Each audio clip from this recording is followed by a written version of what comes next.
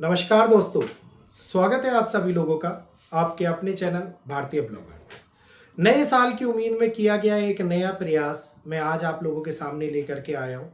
और इस प्रयास के अंदर बहुत सारे लोग बहुत सारी लाभकारी जानकारी का आनंद भी उठाएंगे और सबसे पहले अपने और अपने परिवार को बचाने वाले समय के अंदर किस राह पर उनको चलना है, कौन सी राह उनको एक नया मोड़ दे सकती है और वो कौन सी तिथियां होने वाली हैं जो इस महीने के लिए बहुत ज़्यादा महत्वपूर्ण है, क्योंकि तिथि हमारे जीवन के ऊपर असर डालती है और उन तिथि के अंदर चल रहा प्रयास, हो रही ग्रहों की चाल और बदल रही ग्रहों का समय हमारे सामने एक नया मोड़ लेकर के आता है। तो जनवरी का माह 2025 का साल जीवन के अंदर एक नए बदलाव की किरण को दिखाता हुआ नजर आ रहा है। साथ के साथ हमारे नारद पुराण के अंदर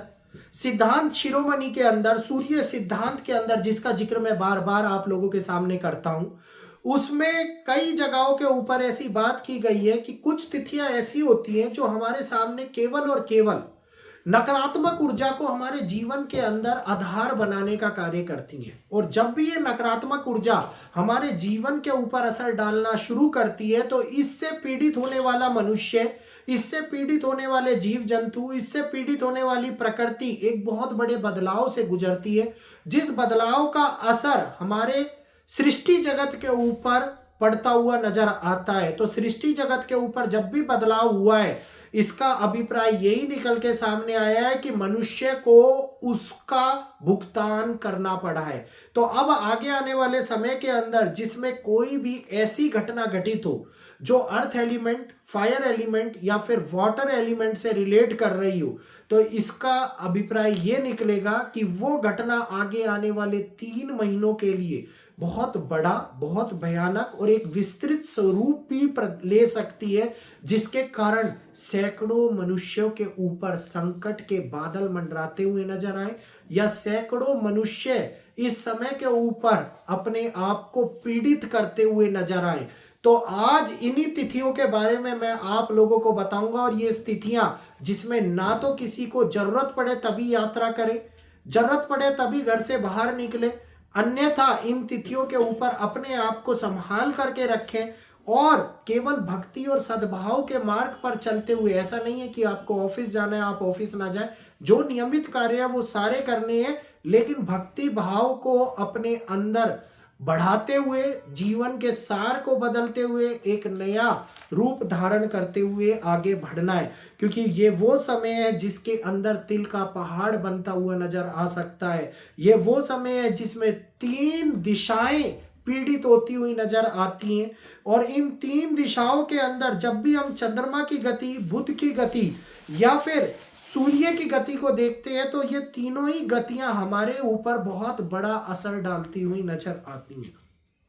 जैसे ही जनवरी माह की स्टार्टिंग होती है, जनवरी माह के स्टार्टिंग के अंदर ही अब मैं दिनांक की बात करता हूं। वीडियो अगर अच्छा लग रहा हो तो प्लीज वीडियो को शेयर कीजिएगा, लाइक कीजिएगा और जो लोग हमारे साथ में नए जुड़ रहे हैं वो चैनल को सब्सक्राइब करना मत भूलिएगा, क्योंकि वीडियो एक ऐसी जानकारी आप लोगों को प्रदान कर रहा है जो बहुत कम जगहों के ऊपर उपलब्ध होती है और इसका लाभ उठाते हुए आप अपने परिवार के साथ में और अपने परिवार को बदल सकते हैं और आने वाली मुश्किलों से बच सकते हैं। तो जनवरी माह के अंदर होने वाला बदलाव जो 6 तारीख,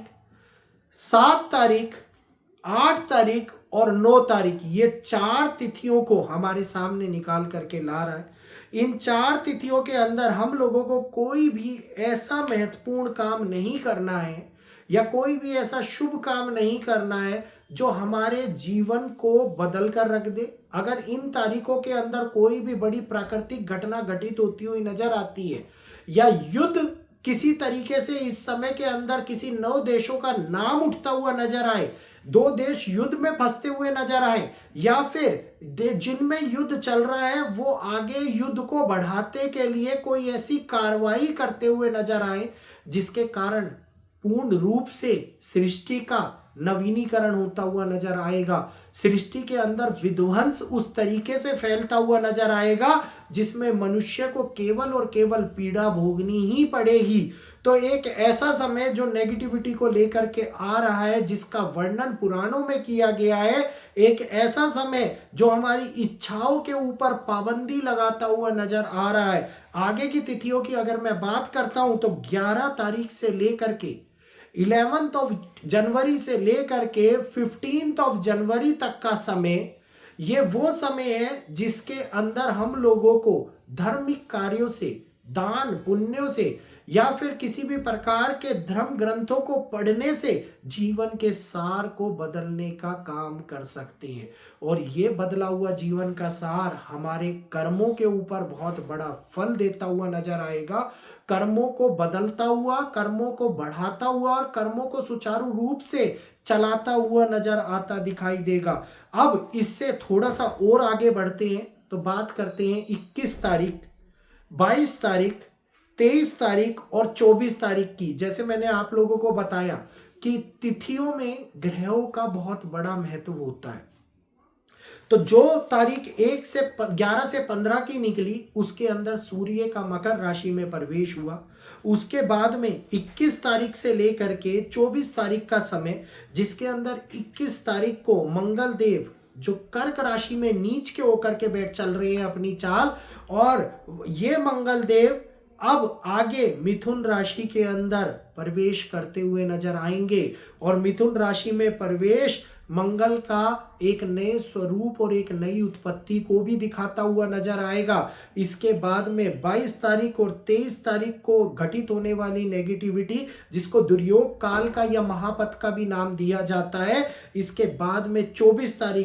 तारीख को बुध मकर राशि में जाएंगे, सूर्य के साथ जाएंगे और सूर्य के साथ जाते हुए अपने कार्यों को आगे बढ़ाने का काम भी करेंगे। तो इन तिथियों के अंदर विचलित कर देने वाला समय, इन तिथियों के अंदर खास तौर के ऊपर प्रकृति को आघात करने वाला समय, इन तिथियों के अंदर मनुष्य और सृष्टि को बदलाव की ओर ले जाने वाला समय हम लोगों को आगे देखने को मिलने वाला है। तो ये एक मेरा नया प्रयास है जो हर महीने के लिए मैं आप लोगों को नई तिथि और खास तौर के ऊपर बचाव वाली तिथियों के बारे में बताने का प्रयास करता रहूंगा, जिससे बहुत सारे लोग, बहुत सारे मनुष्य, बहुत सारे परिवार अपने आप को सुरक्षा प्रदान कर पाएंगे। किसी भी प्रकार के शुभ कार्यों को इस समय के अंदर अंजाम मत दीजिएगा, वरना शुभ कार्य विफलता की ओर जाता हुआ नजर आता है। जैसे कोई नया बिजनेस, नई नौकरी या फिर कोई भी नया काम करना।